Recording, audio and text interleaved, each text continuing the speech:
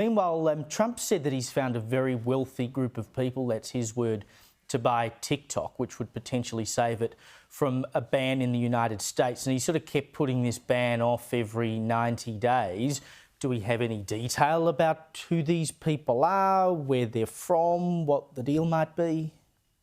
Not much. I think classic Trump style, he's dangling it out there and saying he'll reveal it in 2 weeks. We do know from the past 6 months or so, there have been a few different very wealthy investors that have expressed interest. Kevin O'Leary, who's one of the sharks on the American version of Shark Tank and a very successful investor, has been putting together a consortium of investors, institutional and personal ones, and or individual investors, and they've been the only group that's put out a public offer. So it could be them. Others like Elon Musk, Larry Ellison, founder of Oracle, Steve Mnuchin, who worked in the Trump administration before as a billionaire. All of them have at different points mentioned that it might be them. I think the key also is the Chinese Communist Party has what's called a golden share in TikTok. So they have veto rights to block who TikTok decides to divest it to. So that's another angle that I think Trump is juggling and trying to find a group that can buy this at a fair price and also appease Xi Jinping's golden share, and we'll see what happens in a couple of weeks. I think it's just a shame that he didn't invoke the ban at some point and try to force him to do things a little earlier.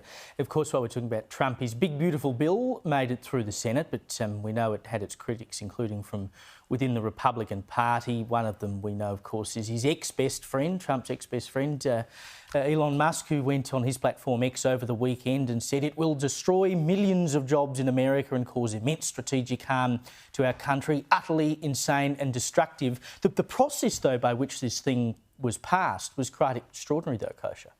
It was. They're using this reconciliation process, which is the only mechanism, and you can't use it too many times. You can basically use it once in a term that allows them to get it through with just a simple majority, 50% or 51% of the votes, whereas otherwise they'd have to meet a 60% threshold, and that's next to impossible just given how divided the country is right now. So it's squeaked by with the skin of its teeth. Not everything in it is going to make everybody happy. Elon Musk's gripe with it is that it doesn't cut spending deeply enough. This is true. However, the Trump team is prioritizing immigration enforcement over spending cuts, and it has the greatest funding for immigration enforcement that's ever been passed by Congress, for the wall, for more ICE agents, for more deportation-related mechanisms and needs that they have. So that's what he's prioritizing, and it'll cut some spending, but not as much as we would like. But life is about trade-offs, and that's a trade-off he's made. Indeed, and it does come with tax cuts too. Kosha Gada, thank you so much for your time.